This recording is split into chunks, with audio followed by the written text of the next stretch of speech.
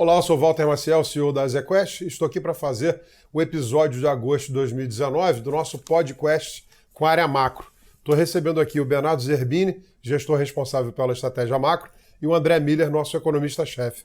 André, nesse mês a gente viu de novo um recrudescimento das tensões comerciais entre Estados Unidos e China. Cenário bastante volátil. Como isso afeta o nosso cenário local? Tem duas maneiras pelas quais o enfraquecimento da economia global ela pode afetar a economia brasileira. Uma é via o comércio, e pelos dados da balança comercial a gente tem de fato visto uma redução do quanto de exportações brasileiras para outros países. Acredito que esse efeito ainda é moderado, então ele não retira a nossa visão positiva no prazo de hoje e 2020. A outra maneira que poderia afetar, que aí sim seria mais complicado, seria essa tensão externa causar uma desvalorização cambial muito forte que impedisse o Banco Central de seguir cortando os juros. Por enquanto, isso a gente não vê dessa maneira. A desvalorização que a gente teve no mês de agosto ela ainda não é suficiente para impedir que o Banco Central siga cortando os juros nas próximas reuniões.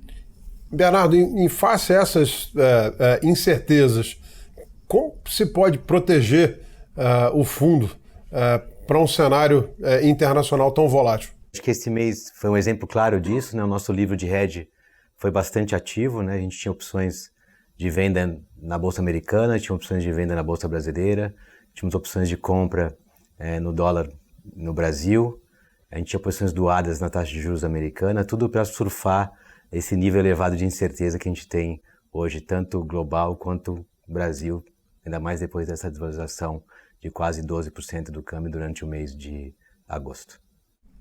Mas, por outro lado, enquanto isso tudo está acontecendo lá fora, aqui, André, a gente teve a divulgação de alguns números da economia, PIB, desemprego, que foram positivas.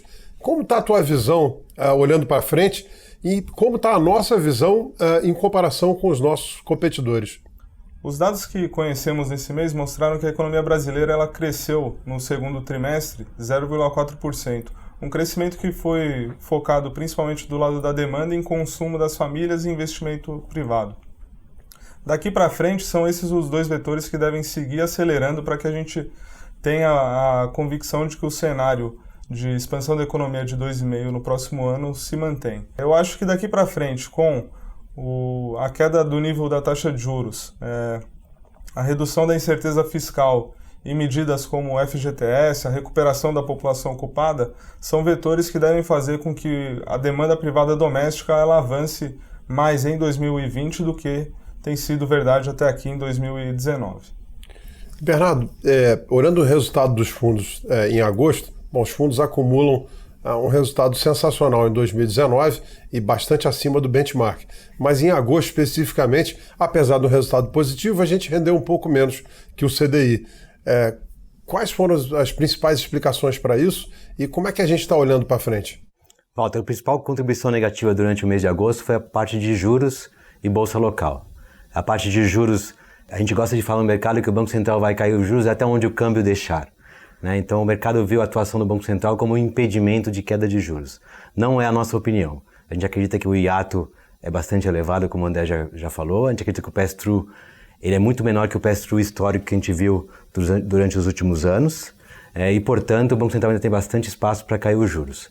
Mas a atuação dele, de novo, trouxe um desconforto. A precificação na curva de juros diminuiu bastante, né? Hoje a gente tem mais 40 bases precificado para a reunião de setembro e depois mais 20 bases precificado para a reunião de outubro. A gente acredita que o Banco Central vai chegar nos 5%, mesmo com um câmbio desvalorizado. A parte de bolsa teve um questionamento quanto ao crescimento global e quanto isso impactaria o Brasil. A gente teve dados positivos e negativos com relação ao crescimento brasileiro que acabaram impactando também o comportamento da bolsa durante o mês. A gente manteve as nossas posições em bolsa, a gente acredita que a bolsa ainda tem bastante upside pela queda dos juros, pelo fluxo que tem por vir, tanto local quanto estrangeiro. E a gente tem uma visão da economia, né, voltando a crescer acima de 1,5%, 2% ano que vem. Na parte de juros, a gente reduziu um pouco a posição por conta da volatilidade, resolveu encurtar o duration da posição para a parte mais curta da curva. Então a gente acredita que o Banco Central vai entregar 5% ou até menos. Isso vai depender do câmbio. De alguma maneira, isso vai ter um efeito que vai ajudar a expansão da economia, né? E uma tomada de risco dos agentes.